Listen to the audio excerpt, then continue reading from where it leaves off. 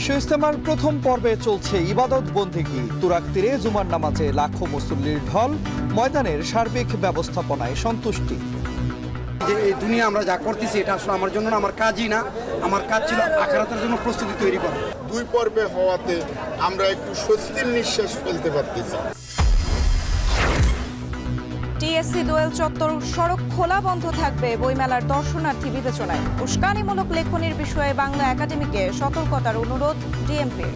আমাদের দেশদ্রোহী কোনো বক্তব্য বা প্রকাশনা বা সরকারকে ডিস্টেবিলাইজ করে এরকম কোনো ধরনের প্রকাশনা যেন মেলায় না আসে।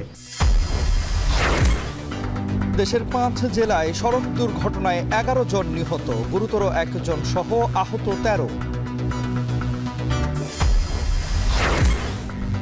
এবং সরবরাহ বাড়ায় রাজধানীতে দাম কমছে শাকসবজি, আলু, পেঁয়াজের। ঘাটতি অজুহাতে চড়াও হচ্ছে চালের বাজার।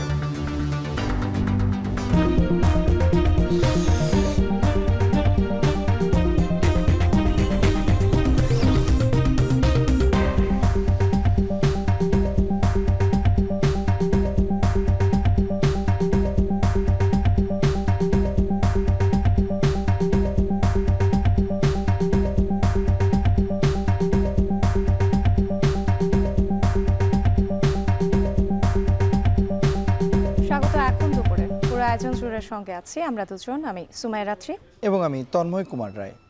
বিশ্ব ইজতেমার প্রথম পর্বে চলছে ইবাদত বন্দেগি। টঙ্গীর তুরাগ তীরে জুমার নামাজে লাখো মুসল্লির ঢল, ময়দানের সার্বিক ব্যবস্থাপনা নিয়ে সন্তুষ্টি প্রকাশ করেছেন মুসল্লিরা। এই মুহূর্তে ইজতেমা ময়দানের সবশেষ খবর আমরা জানবো। আমাদের সঙ্গে যুক্ত আছেন সহকর্মী জাবেদ আব্দুল্লাহ এবং ইফতেখার রায়হান। প্রথমেই যাচ্ছি জাবেদের কাছে। জাবেদ, ইজতেমার নামাজে অংশ নিয়ে জুমার নামাজে অংশ নিয়ে মুসল্লিরা কি বলছেন সেটি জানাবেন, এবং পাশাপাশি জানাবেন যে আজকের দিনে আর কি কি আনুষ্ঠানিকতা রয়েছে।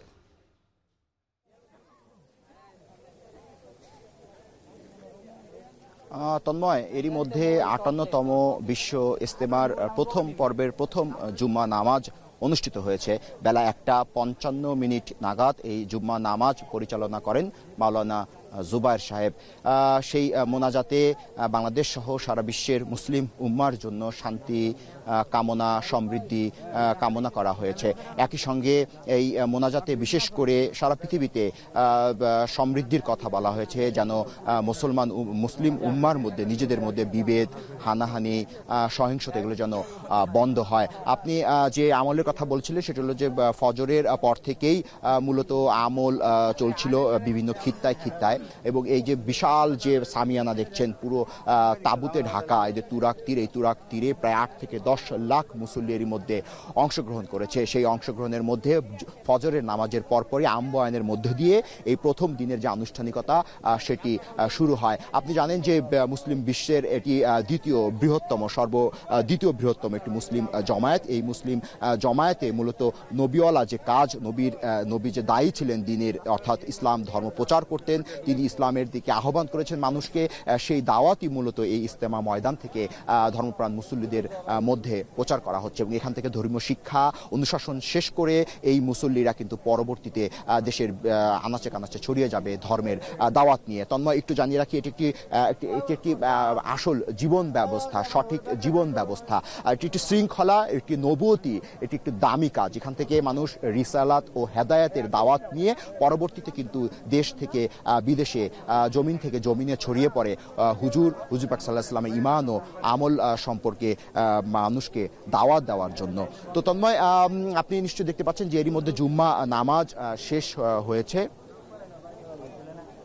তো জুম্মা নামাজ এর মধ্যে শেষ হয়েছে। জুম্মা নামাজের পর মানুষ এর মধ্যে ধীরে ধীরে কিন্তু বাড়ির পানে রওনা হচ্ছেন।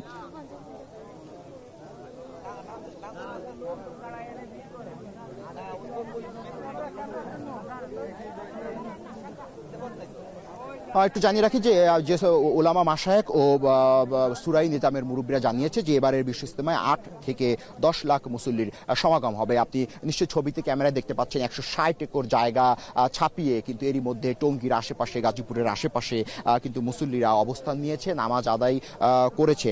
এখন যেহেতু জুমা নামাজ আদায় শেষ হয়েছে, এখন বিকেলের অংশে যে আমল হবে সেই বিকেলের অংশে সেই বিকেলের অংশে আমল পরিচালনা কিন্তু করবেন বা বাংলায় তর্জমা করবেন মাওলানা জুবায়ের সাহেব। এরই মধ্যে যে বিদেশি খিত্তা রয়েছে অর্থাৎ উর্দু, আরবি, ফার্সি, বাংলা ভাষার যে খিমা রয়েছে সেই খিমায় কিন্তু বিদেশি যে অতিথিরা তারা কিন্তু এর মধ্যে অংশগ্রহণ করেছে। ধারণা করা হচ্ছে যে এবার বাংলাদেশ সহ সারা বিশ্বের এই 3 পর্বের বিশ্ব ইজতেমায় প্রায় 25 থেকে 30 লাখ মুসল্লি এবারের এই ইজতেমায় তারা অংশগ্রহণ করবে।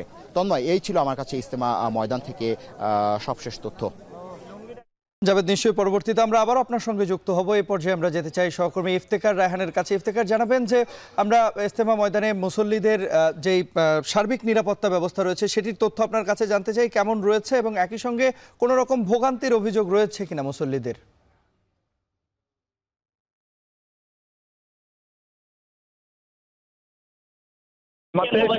ইজতেমায় আগত মুসল্লি ছাড়াও ইজতেমার আশপাশের এলাকার বিভিন্ন এলাকা রয়েছে, সেই সব এলাকার ধর্মপ্রাণ মুসল্লিরা কিন্তু এই জুমার জামাতে অংশ নিয়েছেন এবং এই জুমার নামাজ থেকে দেখছিলাম যে সকাল থেকেই মুসল্লিরা এই ইজতেমা অভিমুখে রওনা হয়েছিলেন এবং এই ঢল কিন্তু জুমার জামাতের শুরু হওয়ার আগ পর্যন্ত ছিল এবং আমরা দেখেছি যে মুসল্লিরা কিন্তু ময়দানের যখন আসছিলেন তখন অর্থাৎ অন্যান্য ইজতেমার এই জুমার জামাতে আমরা যে পরিমাণ ভিড় দেখতে পাই সেই পরিমাণ ভিড় কিন্তু এবার আমরা দেখতে পাইনি। অনেকটা সুশৃঙ্খল ভাবে এবার মুসল্লিরা আসতে পেরেছেন এবং এবার কিন্তু 2 পর্বে বিশ্ব ইজতেমা অনুষ্ঠিত হচ্ছে এবং এই 2 পর্বে বিশ্ব ইজতেমা হওয়ার কারণে বা মানুষের মধ্যে যে 41টি জেলা প্রথম পর্বে অংশ নিচ্ছে এবং পরবর্তীতে বাকি জেলার মুসল্লিরা আগামী দ্বিতীয় পর্বে তারা অংশ নেবেন এবং এরপরে 14 তারিখ থেকে মাওলানা সাহেবের অনুসারীদের ইজতেমা অনুষ্ঠিত হবে। তো যে কারণে এবার কিন্তু 3টি পর্বে প্রথমবারের মতো ইজতেমা আয়োজন করা হচ্ছে, যে কারণে এবার আমরা দেখেছি যে মুসল্লিদের ভিড় কিংবা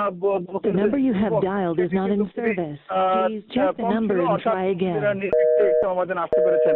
এখন জুমার জামাত শেষ হয়েছে এবং জুমার জামাতের পরে মুসল্লিরা তারা আবার গন্তব্যে যাচ্ছেন। আর যারা ইজতেমায় আগত মুসল্লি ছিলেন তারা কিন্তু যার যার খিত্তায় তারা অবস্থান নিচ্ছেন এবং এখানে তারা নিজেদের মধ্যে তালিম করবেন এবং দুপুরের খাবারের পর আবারও বয়ান শুরু হবে এবং এই বয়ানের ফাঁকে ফাঁকে কিন্তু তাদের নিজেদের মধ্যে মাশওয়ারার ভিত্তিতে কিভাবে আগামীতে দিনের কাজ করবে, মেহনত করবেন, সেই বিষয়গুলোই কিন্তু এখানে আলোচনা হবে।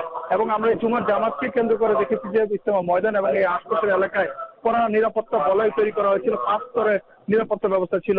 পাশাপাশি আমরা ফায়ার সার্ভিস এবং সিটি কর্পোরেশন সহ জেলা প্রশাসনের সার্বিক তত্ত্বাবধানে আমরা দেখেছি যে প্রত্যেকটি ইজতেমা ময়দানের আশপাশের পুরো এলাকাকে ঘিরে কিন্তু তাদের কিন্তু পর্যাপ্ত ব্যবস্থা নেওয়া হয়েছে। আমরা দেখেছি জুমার নামাজের আগে সিটি কর্পোরেশনের পক্ষ থেকে পানি ছেটানো হয়েছে ধুলোবালুর জন্য।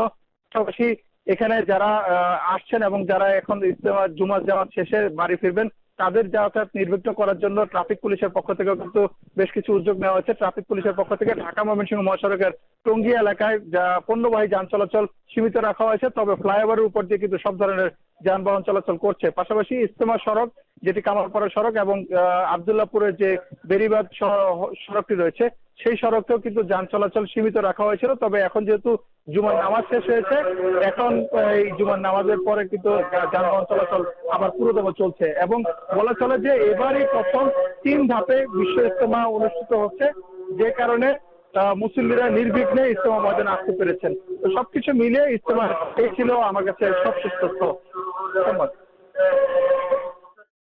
ফ্যাসিস্ট সরকারের গুম, খুন ও জুলাই গণহত্যার সাথে জড়িতদের বিচারের দাবিতে ছাত্র শিবির ঢাকা মহানগরের গণমিছিল থেকে যুক্ত হচ্ছেন সহকর্মী জাওয়াদ মাহমুদ। জাওয়াদ, মিছিল কোথায় অবস্থান করছে বর্তমানে এবং এই মিছিল থেকে কি দাবি জানানো হচ্ছে জানাবেন। রাত্রি এই যে আওয়ামী লীগের গুম, খুন, হত্যা, দুর্নীতি এবং এই যে জুলাই গণঅভ্যুত্থান যে গণহত্যা চালিয়েছে তার বিচারের দাবিতে বাংলাদেশ ইসলামী ছাত্র শিবির তারা আজকে বাদ জুমা বাইতুল মোকাররমের উত্তর গেট থেকে একটি র্যালি বের করেছে। তারা বাইতুল মোকাররমের উত্তর গেট থেকে যে র্যালিটি শুরু হয়েছে বাদ জুমা, এটি মূলত শাহবাগ গিয়ে শিবিরে যে কেন্দ্রীয় নেতৃবৃন্দ আছে তাদের বক্তব্যের মধ্যে দিয়ে শেষ হবে। তারা মিছিলটি শুরু করলেও এখন এই মুহূর্তে তারা ইঞ্জিনিয়ার ইনস্টিটিউটের এখানে, অর্থাৎ যেটি মৎস্য ভবন বলি আমরা, সেই মৎস্য ভবনের মোড় তারা পার হচ্ছেন।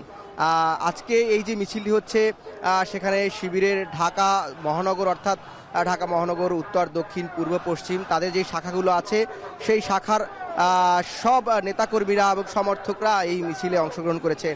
আমরা যারা আজকে এই অংশগ্রহণ করেছে তাদের সাথে আমরা কথা বলার চেষ্টা করেছি।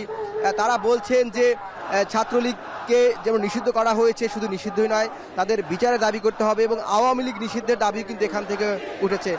এবং তারা বলছেন যে এই যে দিল্লির আধিপত্যবাদ থেকে যে মুক্তি, সেটি কিন্তু এখনও চূড়ান্ত বিজয় হয়নি এবং তারা সেই লক্ষ্যে স্লোগান দিচ্ছেন যে দিল্লি না ঢাকা, সেই দিল্লি এবং ঢাকার প্রশ্ন তারা এখানে নিয়ে আসছেন।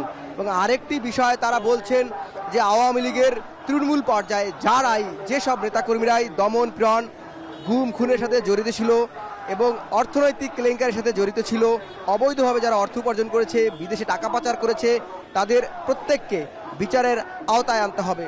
এবং এই যে আওয়ামী লীগ গণহত্যা চালিয়েছে দল হিসেবে এবং তারা যখন সরকারে ছিল, তারা এই 15.5 বছরে যতগুলো হত্যাকাণ্ড ঘটিয়েছে, বিচার বহির্ভূত হোক এবং গুম খুন ক্রসফায়ার হোক, এই সরকার আমলে যাই হয়েছে, অন্যায় অবিচার জুলুম, প্রত্যেকটির বিচার আসলে তারা চাচ্ছেন। এবং তারা আরেকটি বিষয় বলছেন যে তাদের সর্বোচ্চ শাস্তি সুষ্ঠু তদন্ত করে বিচারের আওতায় এনে যারাই এর সাথে জড়িত তাদের সর্বোচ্চ শাস্তি, ফাঁসি যেন নিশ্চিত করা হয়, সেটি বলছিলেন। এবং আমরা এখানে যারা এসেছে নেতাকর্মী তাদের সাথে কথা বলেছি, তারা আরেকটি বিষয় বলছে যে যতদিন পর্যন্ত এই দাবি আদায় না হবে ততদিন পর্যন্ত তাদের নানান ধরনের তারা কর্মসূচি দিচ্ছেন। তারা বলছেন যে এই যে অন্তর্বর্তী সরকার 6 মাস হয়ে গেছে, তারা ছাত্র জনতার রক্তের মধ্য দিয়ে, গণ অভ্যুত্থানের মধ্য দিয়ে ক্ষমতায় এসেছেন, কিন্তু এখন পর্যন্ত কোনো দৃশ্যমান বিচার কার্যক্রম তারা দেখতে পায়নি। তারা বলছেন যে এর বিরুদ্ধে তারা সরব হবেন এবং তাদের এই যে কর্মসূচি, এটি একটি ধারাবাহিক কর্মসূচি। আমরা দেখছি যে র্যালিটি কিন্তু তারা মানে কয়েক হাজার নেতাকর্মীর সমাগম কিন্তু আজকে এখানে হয়েছে। বেশ বড় যে একটা র্যালি আমরা সেটি দেখতে পাচ্ছি তারা দিচ্ছেন। এবং এই র্যালির অগ্রভাগ কিন্তু যেটি বলছিলাম যে মৎস্য ভবন এলাকা পার হচ্ছে, এরপরে মূলত শাহবাগে গিয়ে তাদের কেন্দ্রীয় নেতারা বক্তব্য দিবেন। এবং আরেকটি বিষয় তারা বলছেন যে এই বিচার সুনিশ্চিত না হলে এই জুলাই গণ অভ্যুত্থানে যারা শহীদ হয়েছেন, যারা পঙ্গুত্ব বরণ করেছেন বা যারা নানানভাবে ত্যাগ স্বীকার করেছেন, তাদের সেই ত্যাগের সাথে, তাদের সেই শহীদদের সাথে বেইমানি করা হবে। তাদের এই শহীদদের ন্যায্যতা এবং শহীদদের মর্যাদা রক্ষার্থেই এই যে জুলাই গণ অভ্যুত্থানে আওয়ামী লীগ সরকার হত্যাকাণ্ড ঘটিয়েছে, সেই হত্যাকাণ্ডের বিচার করতে হবে এবং শেখ হাসিনাকে অতি দ্রুত দেশে এনে আইনের আওতায় এনে তার শাস্তি নিশ্চিত করতে হবে। এবং একই সাথে তারা আওয়ামী লীগ নিষিদ্ধের দাবি জানাচ্ছেন।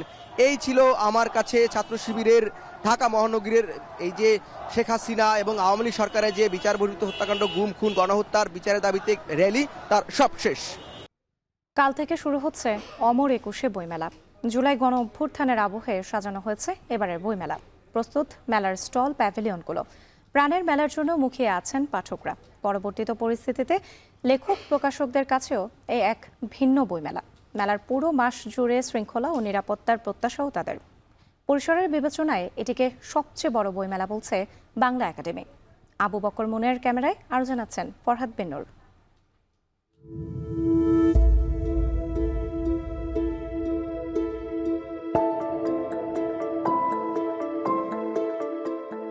1947-এ ব্রিটিশ শাসনের থাবা থেকে মুক্তি পেলেও এদেশের মানুষকে পড়তে হয় পাকিস্তান কর্তৃক ভাষা কেড়ে নেয়ার ষড়যন্ত্রের জালে।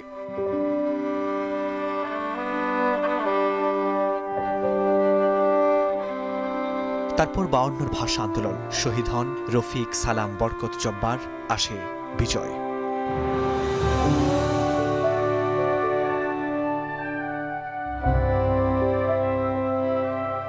বিজয়ের পরিক্রমায় 1971 থেকে এখন 2024-এর গণ অভ্যুত্থান, যেখানে শহীদ আবু সাঈদ, মীর মুগ্ধর আলো ছড়ায় বর্ণে বর্ণে। রিকশা চালক সুজনের স্যালুট বৈষম্যের বিরুদ্ধে মাঠে নামতে প্রেরণা যোগায় সকল খেটে খাওয়া মানুষকে।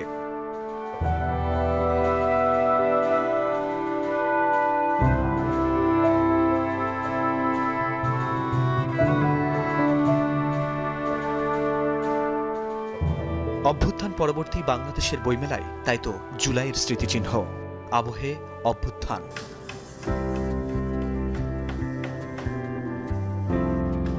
1 ফেব্রুয়ারি শুরু হচ্ছে মাসব্যাপী এই প্রাণের মেলা, যার শেষ মুহূর্তের প্রস্তুতি এটি।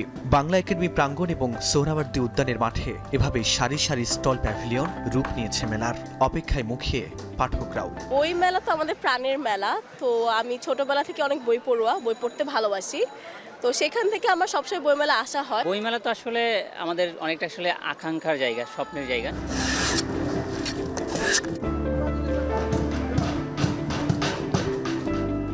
পরিবর্তিত পরিস্থিতিতে লেখক প্রকাশকের চোখে কেমন এবারের বইমেলা? এবারের অমর একুশের বইমেলা ভিন্নতা তো অবশ্যই আছে। এটা প্রেক্ষাপটের পরিবর্তন হয়েছে, নিরাপত্তা ব্যবস্থা। এটা যদি আমরা প্রথম দিন থেকেই শুরু করি সেক্ষেত্রে আমাদের জনমনে একটি প্রশান্তি আসবে এবং পাঠক এবং দর্শনার্থী তারা মেলায় প্রবেশ করবে। প্রকাশক, লেখক এদের একটা ভালো জমজমাট একটা বইমেলা হবে বলে আমার বিশ্বাস। পরিসরের বিবেচনায় এটিকে সবচেয়ে বড় বইমেলা বলছে বাংলা একাডেমি। একটি উৎকৃষ্ট মেলার প্রত্যাশা আয়োজকদের। আমরা যদি একটা ভালো বাংলাদেশ চাই, ভালো বইয়ের কাছে আমাদের ফিরতে হবে। এবারের বইমেলা সেই বার্তা নিয়ে এসেছে বিশেষ মুহূর্তে, কারণ পুরো জাতি এখন একটা পরিবর্তনের আকাঙ্ক্ষায় আছেন। জাতি চায় একটি মুক্ত বাংলাদেশ, গণতান্ত্রিক বাংলাদেশ, সুন্দর বাংলাদেশ। বইমেলা সেই সুন্দর বাংলাদেশের কথাই বলবে এবার। জুলাই গণ অভ্যুত্থানের চেতনাকে ধারণ করে এবারের বইমেলায় বিগত সময়ে বঞ্চিত প্রকাশকরাও পেয়েছে স্টল। সব ধরনের বইয়ের সংমিশ্রণ এবং লেখক, পাঠক, প্রকাশকের মিলন মেলায় সত্যিকারের প্রাণের মেলায় পরিণত হোক এবারের বইমেলা। একই সঙ্গে মেলার পুরো মাস জুড়ে শৃঙ্খলা এবং নিরাপত্তাও হোক নিশ্চিত। প্রত্যাশা সেটাই। ফরহাদ বিন নূর, এখন, ঢাকা।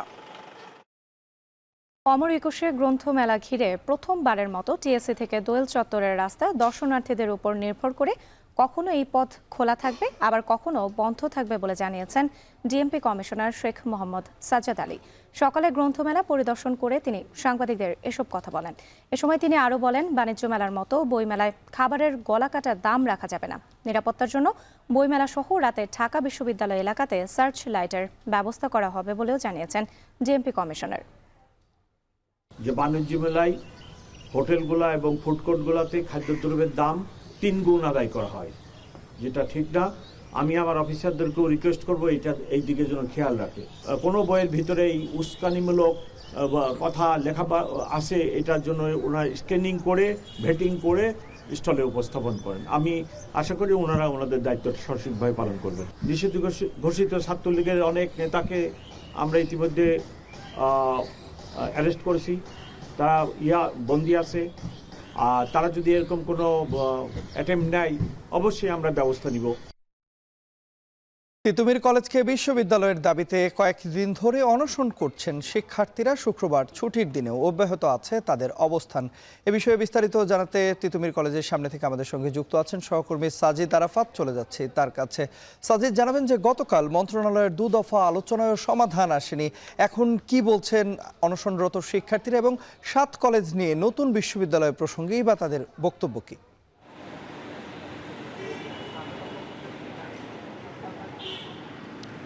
তন্ময়, সরকারি তিতুমির কলেজকে একটি পূর্ণাঙ্গ বিশ্ববিদ্যালয় ঘোষণার দাবিতে কয়েকদিন ধরেই কিন্তু আন্দোলন চলছে। আমরা দেখছি শিক্ষার্থীরা আন্দোলন করছে।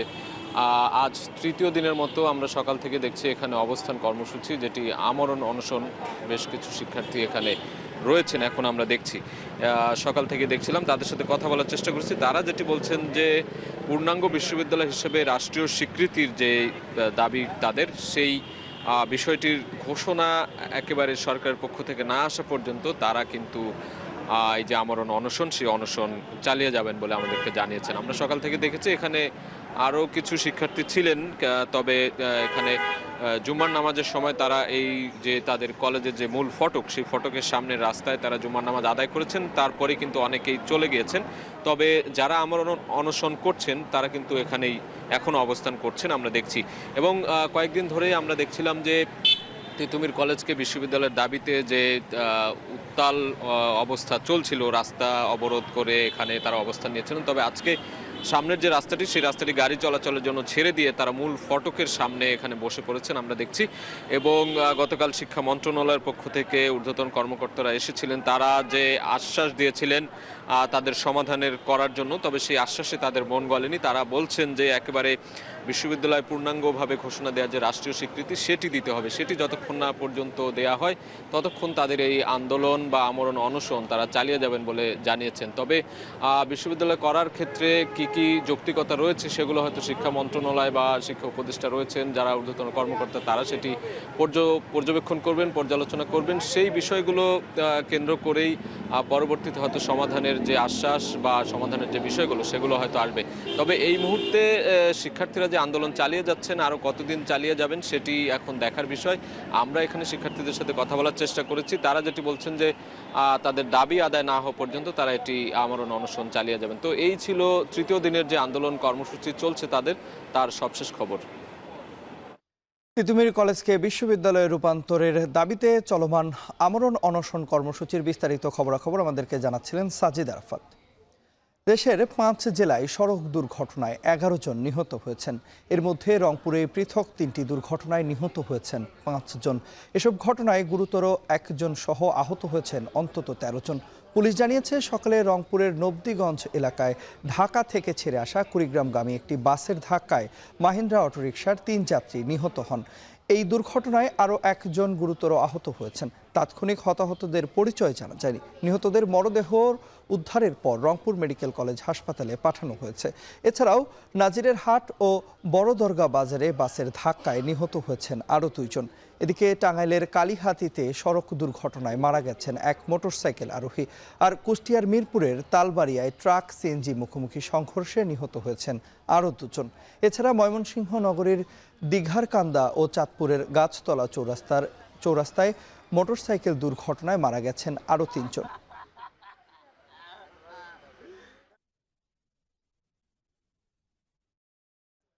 আজ পর্দা নামছে ঢাকা আন্তর্জাতিক বাণিজ্য মেলার 29তম আসরের শেষ দিনের বেচাকেনায় মুখরিত মেলা প্রাঙ্গণ। এ নিয়ে আরও জানাতে যুক্ত হচ্ছেন সহকর্মী তাজফিহা উখরোজ। আজ তো মেলার শেষ দিন, সেই সঙ্গে ছুটির দিন, বেচা বিক্রিও নিশ্চয়ই জমজমাট। সব মিলিয়ে কি তথ্য রয়েছে আপনার কাছে?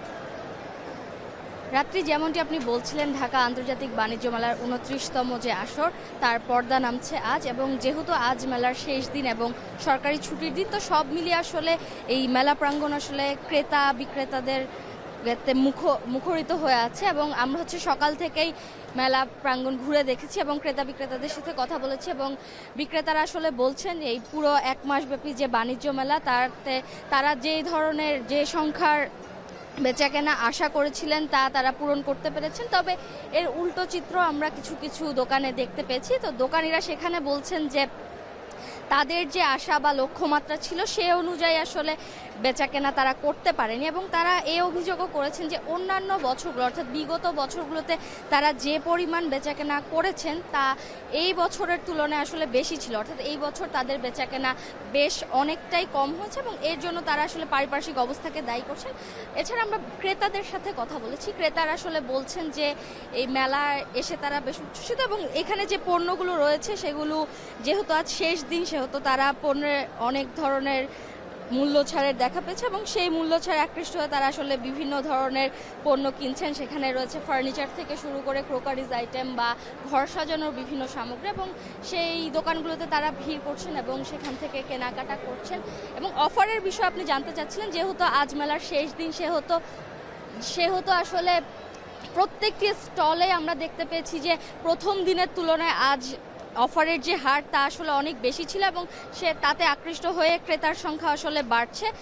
তো এই ছিল আসলে আমার কাছে ঢাকা আন্তর্জাতিক বাণিজ্য মেলা থেকে সর্বশেষ রাত্রি। দেশের সবচেয়ে মজবুত আরএফএল ল্যাডার, যা 6061 গ্রেড অ্যালুমিনিয়ামে তৈরি। শক্তিশালী MS ক্রসবার নিশ্চিত করে সর্বোচ্চ নিরাপত্তা। RFL ladder. শীতের সাপ্তাহিক ছুটিতে কক্সবাজার সৈকতে পর্যটকদের ঢল নেমেছে। ব্যবসা প্রতিষ্ঠানগুলোতে বেড়েছে বেচাকেনা। এবার পুরো মৌসুম জুড়ে চাঙা হোটেল, রেস্তোরাঁ, পরিবহন খাত সহ স্থানীয় ব্যবসা বাণিজ্য। এ বিষয়ে আমরা আরও বিস্তারিত জানবো। ওই মুহূর্তে আপনাদেরকে নিয়ে যেতে চাই কক্সবাজার সমুদ্র সৈকতের সুগন্ধা পয়েন্টে। যুক্ত আছেন সহকর্মী মন্তোষ বেদজ্ঞ। মন্তোষ, জানাবেন যে কক্সবাজারের আবহাওয়া আজ কেমন রয়েছে এবং পর্যটকরাই বা কেমন উপভোগ করছেন?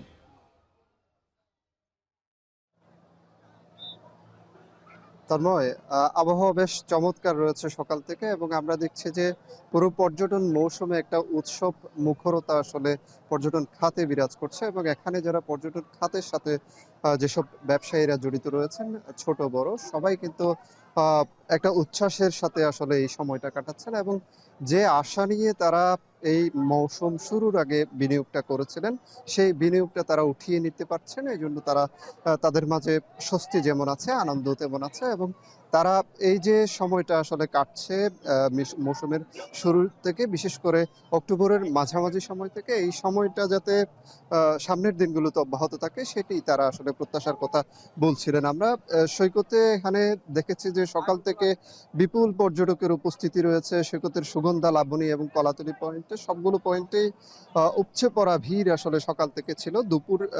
এখন যেহেতু দুপুর গড়িয়েছে, এখনো প্রচুর মানুষের উপস্থিতি আছে, তবে সকালের তুলনায় এখন উপস্থিতিটা কিছুটা কমেছে, এবং আমরা এখানে যে পর্যটন স্পটগুলো রয়েছে সেখানে খবর নিয়ে দেখেছি শুধু সৈকত ছাড়াও এখানে অন্যান্য যে পর্যটন স্পট, আজকে সেন্ট মার্টিন দ্বীপ ভ্রমণের শেষ দিন, এবং সেখানেও পর্যটকদের উপস্থিতি আছে, এবং মহেশখালীর যে আদিনাথ মন্দির কিংবা এখানে কক্সবাজার শহরের যে বৌদ্ধ মন্দির, রামুর বৌদ্ধ বিহারগুলো, কিংবা এখানে কক্সবাজার টেকনাফ মেরিন ড্রাইভ সড়কের যে পর্যটন স্থানগুলো রয়েছে সেই স্থানগুলোতেও পর্যটকদের পদচারণা বেড়েছে, এবং সেখানকার যে ব্যবসা প্রতিষ্ঠানগুলো সেই ব্যবসা প্রতিষ্ঠানগুলোতেও কিন্তু বেচা কেনা বেড়েছে বলে সেখানকার ব্যবসায়ীদের মাঝেও স্বস্তি রয়েছে, এবং এই পুরো মৌসুমটাতে কয়েক হাজার কোটি টাকার বাণিজ্য কিন্তু এখানকার ব্যবসায়ীরা আশা করছেন।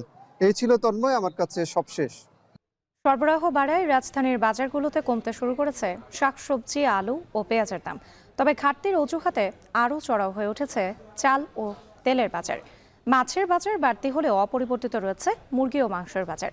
সাপ্তাহিক ছুটির দিনের বাজার পরিস্থিতি আসিফ ইকবালের প্রতিবেদনে। মাঘের মাঝামাঝি সময়ে এসে রাজধানীর বাজারে বেড়েছে শীতকালীন শাকসবজির সরবরাহ। এতে দুই একটি বাদে প্রায় সব ধরনের শাকসবজিই পাওয়া যাচ্ছে 20 থেকে 30 টাকার মধ্যে। প্রতি কেজি নতুন আলু 5 টাকা কমে বিক্রি হচ্ছে 20 টাকায়, আর মুড়ি কাটা পেঁয়াজ পাওয়া যাচ্ছে 45 থেকে 50 টাকার মধ্যে। বিক্রেতারা বলছেন সরবরাহ বাড়ায় কমেছে সবজি, আলু ও পেঁয়াজের দাম, আর দাম কমায় স্বস্তি জানিয়ে ক্রেতারা বলছেন নিয়মিত বাজার মনিটরিং করে সারা বছর দাম নাগালের মধ্যে রাখার কথা।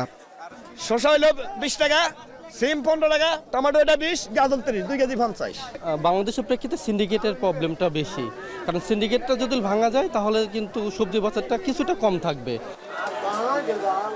তবে সবজির বাজারের ক্রেতাদের এই স্বস্তি ফ্রিকে হয়ে যাচ্ছে চালের বাজারে গেলেই। চালের শুল্ক কমানো ও আমদানির অনুমতি দেওয়া হলেও তার প্রভাব পড়েনি বাজারে। কেজিতে 2 থেকে 3 টাকা বেড়েছে প্রায় সব ধরনের চালের দাম। সবচেয়ে বেশি বেড়েছে মিনিকেট চালের দাম, কেজিতে 10 টাকা, আর নাজির শাইল বেড়েছে 7 থেকে 8 টাকা পর্যন্ত। সবজির বাজারটা ঠিক আছে, ওইটা কেনাকাটা করে একটা আনন্দ পাইছে, কিন্তু চালের বাজারে আসলে মনটা খারাপ হয়ে যায়, দাম বাড়তে আছে দিন দিন। নাজির শাইল এখন সিজন কমার কথা, কিন্তু এক কেজিতে 8 টাকা বাড়ছে। এইটা তো মানে কোনোদিন কল্পনা করা যায় না। 1 টাকা 2 টাকা বাড়লেই তো অনেক কিছু। একই অবস্থা তেলের বাজারেও। দাম বাড়ানোর 1 মাস পরও বাজারে সংকট কাটেনি বোতলজাত সয়াবিন তেলের। ভোক্তাদের অভিযোগ, বোতলজাত 5 লিটার তেল কিছুটা পাওয়া গেলেও 1 ও 2 লিটারের বোতলজাত তেল পাওয়া যাচ্ছে না পর্যাপ্ত পরিমাণে। এদিকে স্বস্তির খবর নেই মাছের বাজারে। প্রায় সব মাছই দাম বেড়েছে কেজিতে প্রায় 10 থেকে 20 টাকা। বেশি দামের পেছনে সরবরাহ ঘাটতির অজুহাত দিচ্ছেন বিক্রেতারা। আমদানি কমের কারণে মানে আমদানির দামটা একটু বেশি, কারণ মাছের আমদানি বাইরে যাবো গা, মানে দামটা কমে যাবো গা। তবে অপরিবর্তিত রয়েছে ব্রয়লার ও সোনালী মুরগির দাম। প্রতি কেজি ব্রয়লার মুরগি 190 থেকে 195 টাকা ও সোনালী 250 থেকে 300 টাকায় বিক্রি হচ্ছে। হাঁসের দাম কিছুটা কমে বিক্রি হচ্ছে 500 থেকে 600 টাকাতে।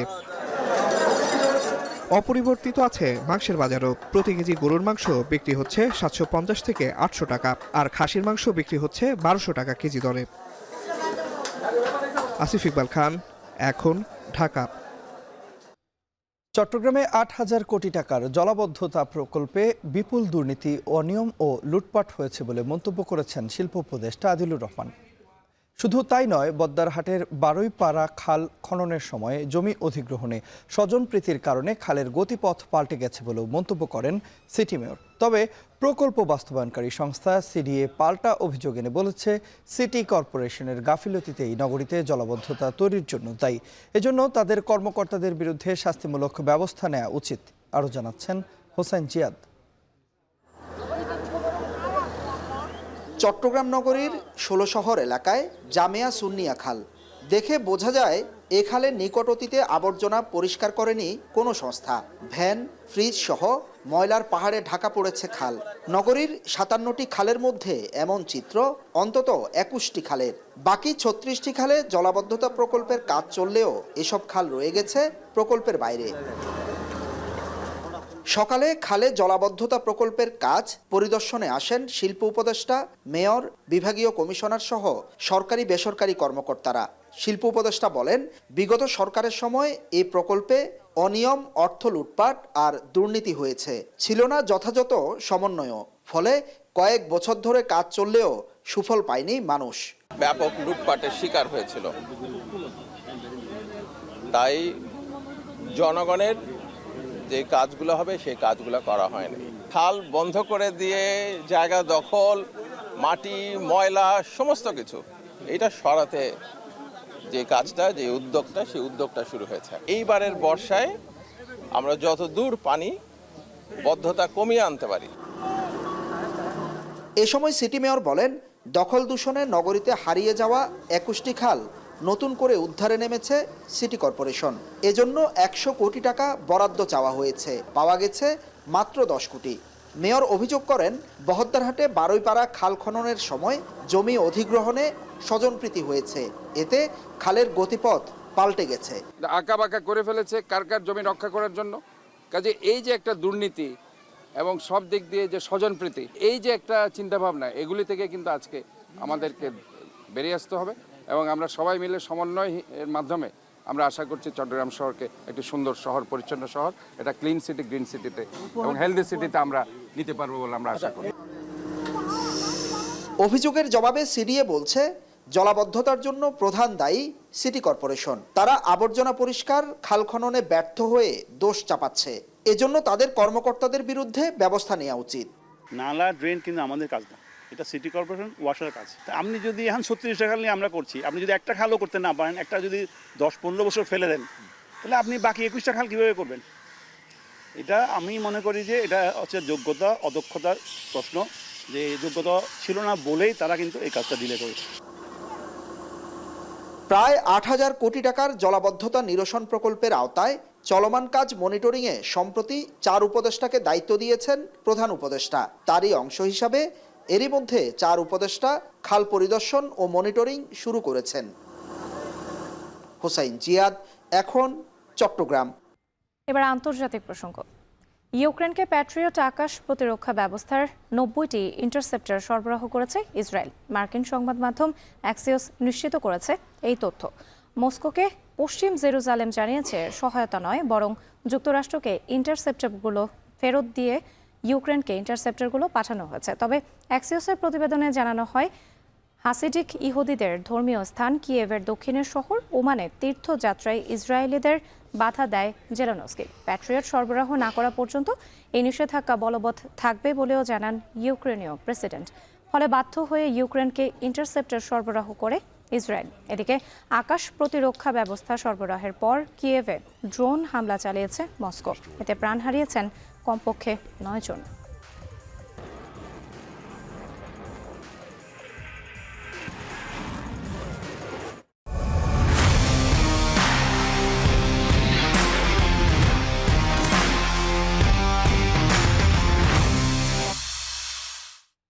বিপিএলে আজ কোনো ম্যাচ না থাকলেও অনুশীলনে বিভিন্ন দলের খেলোয়াড়রা।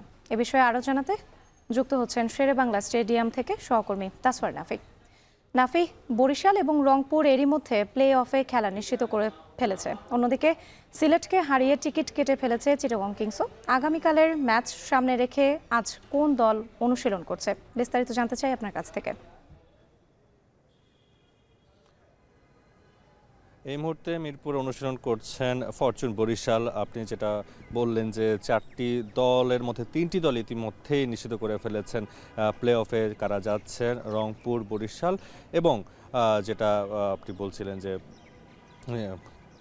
খুলনার খেলা রয়েছে এবং চিটাগং কিংস রয়েছে। চিটাগং কিংস, রংপুর এবং বরিশাল 3 দল ইতিমধ্যে নিশ্চিত করে ফেলেছেন এবং 4 নম্বর দল কারা যাবে সেটা নিয়ে এখন অনিশ্চিত রয়েছে, কারণ আগামীকাল প্লে অফে যাওয়ার শেষ ম্যাচ হবে এবারের বিপিএলে। সেখানে খুলনা টাইগার্স এবং ঢাকা ক্যাপিটালসের ম্যাচ রয়েছে। সেই ম্যাচে যদি খুলনা জিতে যায় সেক্ষেত্রে খুলনা কোয়ালিফাই করে যাবে প্লে অফে এবং সেক্ষেত্রে দুর্বার রাজশাহী তারা বাদ পড়ে যাবে বিপিএল আসরে।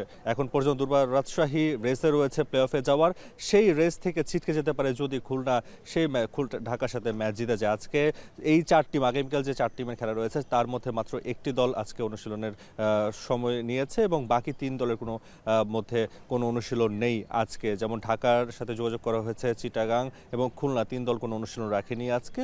শুধুমাত্র বরিশাল রয়েছে মাঠে এবং বরিশালে আজকে আমরা জানি বরিশাল সব থেকে ব্যয়বহুল টিম করেছেন এবারের বিপিএল এবং তাদের দলে জাতীয় দলের বেশ কয়েকজন তারকা ক্রিকেটার রয়েছে। তামিম ইকবাল, মাহমুদুল্লাহ রিয়াদ, মুশফিকুর রহিম, নাজমুল হোসেন শান্ত, তাওহিদ হৃদয়, বেশ কয়েকজন ক্রিকেটার রয়েছে। তবে আজকে মাঠে এখন পর্যন্ত নাজমুল হোসেন শান্ত এবং মুশফিকুর রহিমকে দেখা যায়নি। বাকি বেশিরভাগ ক্রিকেটার এবং বিদেশি ক্রিকেটাররাও মাঠে রয়েছে, বরিশালের পক্ষে অনুশীলন করছে দেখতে পেরেছে। তো বলা যায় বরিশাল এখন পর্যন্ত মাঠে আছে, বাকি 3 দল আজকে অনুশীলনে আসেনি। তবে আগামীকাল প্লে অফে যাওয়ার শেষ ম্যাচে প্লে অফের সমীকরণ কি হবে সেই বিষয়ে বিস্তারিত জানাবে। তো এই ছিল আমার কাছে সবশেষ। শেষ করছি এখন দুপুর। যাওয়ার আগে শিরোনামগুলো আরও একবার।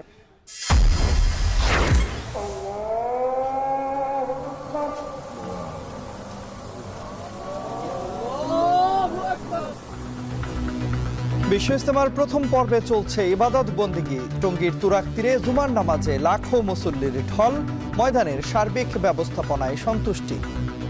যে এই দুনিয়া আমরা যা করতেছি এটা আসলে আমার জন্য না, আমার কাজই না, আমার কাজ ছিল আখিরাতের জন্য প্রস্তুতি তৈরি করা। 2 পর্বে হওয়াতে আমরা একটু স্বস্তির নিঃশ্বাস ফেলতে পারতেছি। টিএসসি দোয়েল চত্বর সড়ক খোলা বন্ধ থাকবে বইমেলার দর্শনার্থী বিবেচনায়। উস্কানিমূলক লেখনের বিষয়ে বাংলা একাডেমিকে সতর্কতার অনুরোধ ডিএমপির। আমাদের দেশদ্রোহী কোনো বক্তব্য বা প্রকাশনা বা সরকারকে ডিস্টেবিলাইজ করে এইরকম কোনো ধরনের প্রকাশনা যেন মেলায় না আসে। দেশের 5 জেলায় সড়ক দুর্ঘটনায় 11 জন নিহত, গুরুতর 1 জন সহ আহত 13। এবং সরবরাহ বাড়ায় রাজধানীতে, দাম কমছে শাকসবজি, আলু, পেঁয়াজের। ঘাটতির অজুহাতে চড়াও হচ্ছে চালের বাজার।